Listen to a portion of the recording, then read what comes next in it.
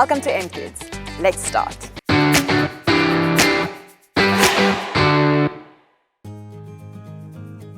So one must be pretty artistic to make everything in the whole world.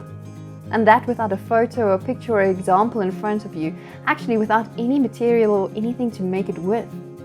There are so many amazing things on this earth, and making it all without a picture, without an example, that's artistic. Here I am painting with a brush and paint and a canvas to paint on. I paint pictures of beautiful things I've seen or can imagine because there are wonderful things around me.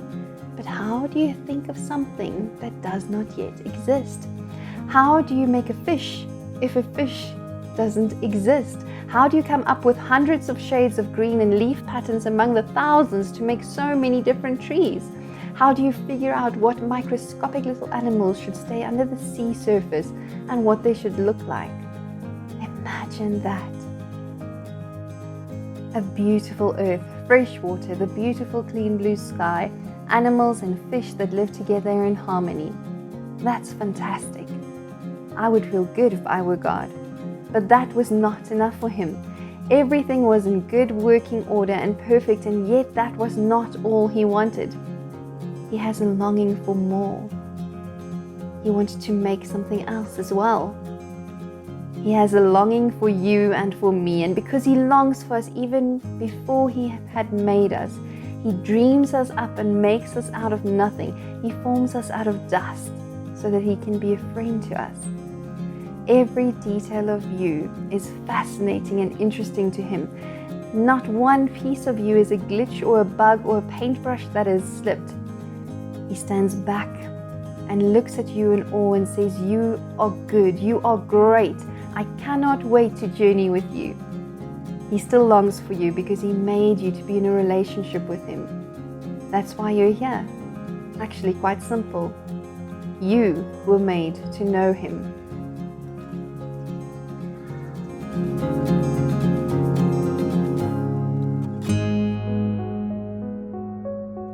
In the beginning, when everything was dark, God was there. "Let there be light," God said, and a beautiful warm glow chased the darkness away.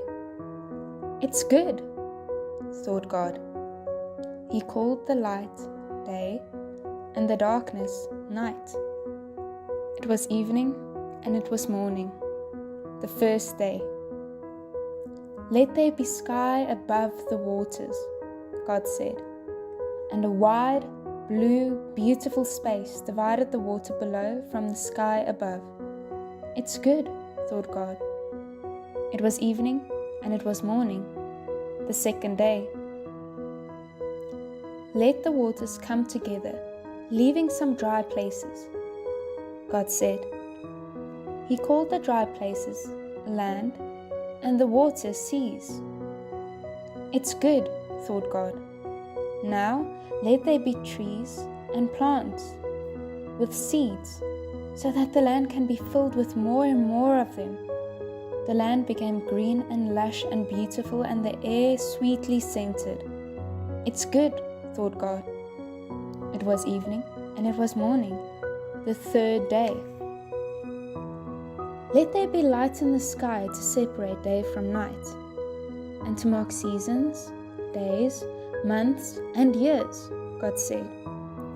The fiery sun gave light during the day, and a cool bright moon and twinkling stars gave light in the night sky.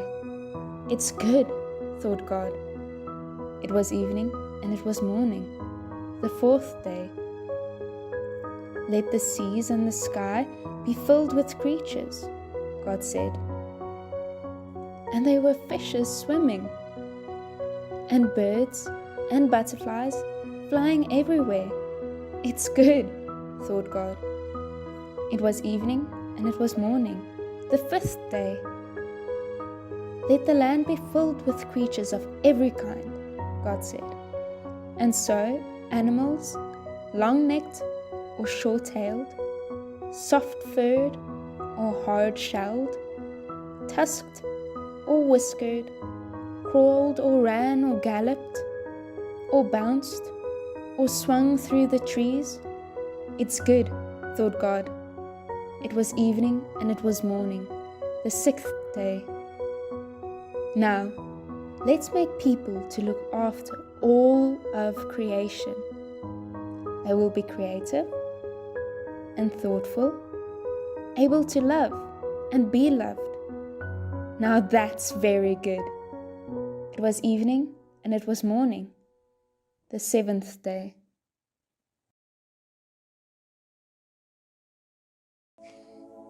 The story of how God made everything is in the Old Testament, in the first book of the Bible, Genesis. It is in these first 2 chapters of this book that we read how God made everything in just 6 days. God made time, and our time sometimes works differently, and people sometimes differ on how we should understand the story of creation. But the most important thing about the creation story is God made everything. He made everything really well. He made animals, plants, and everything with love and care. And He made us to be in relationship with Him. He still makes new things every day. New babies are born, plants grow, and the earth systems that God also made continues anew every day. Every day that you wake up, it's a sign that God is still creating. Every day is a new opportunity to enjoy the life that God gives you, to enjoy it with Him. Every new day is a day that your friendship with God can grow and flourish into new opportunities so that you can get to know Him. That is exactly what God had in mind when He created everything, including you. He didn't make us because He needs us or because He needs us to do things. He made us because He loves us. He made us to enjoy life with Him. Let that sink in for a moment.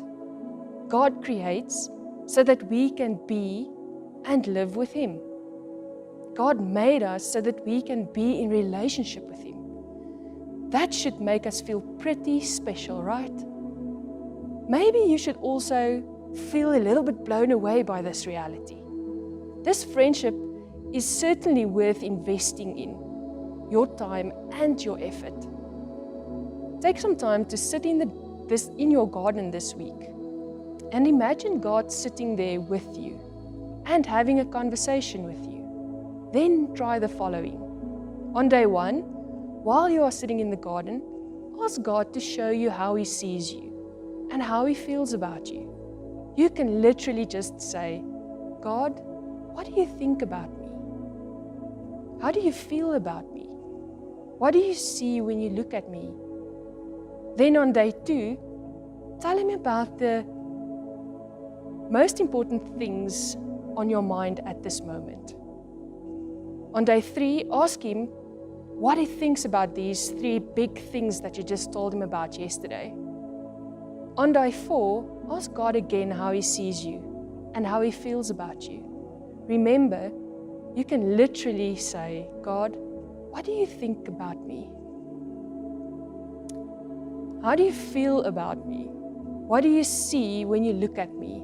On day 5, tell God about 3 important people in your life. Share this with Him.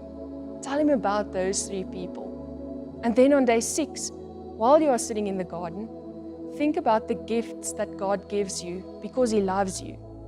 Realize that the people you spoke to Him about yesterday are also gifts from God to you because He loves you.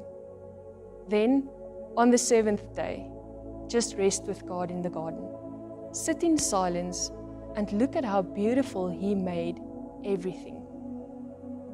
Try it this week, and if you want to, share what you felt and discovered with a friend or your parents. And let's see what God does in your life.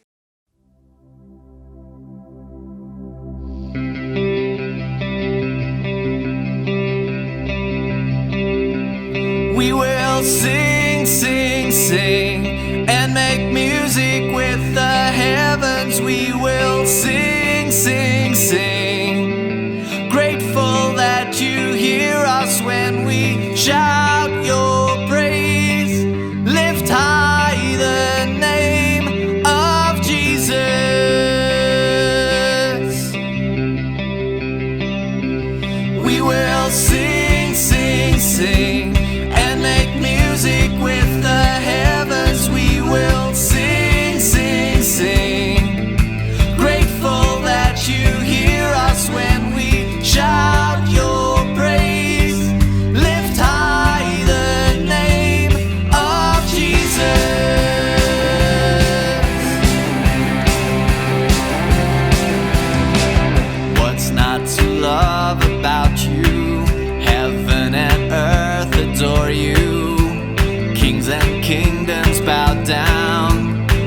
Son of God, you are the one.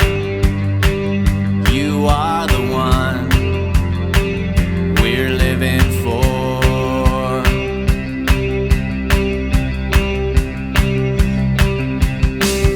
You are the love that frees us. You are the light that leads us, like a fire burning, Son of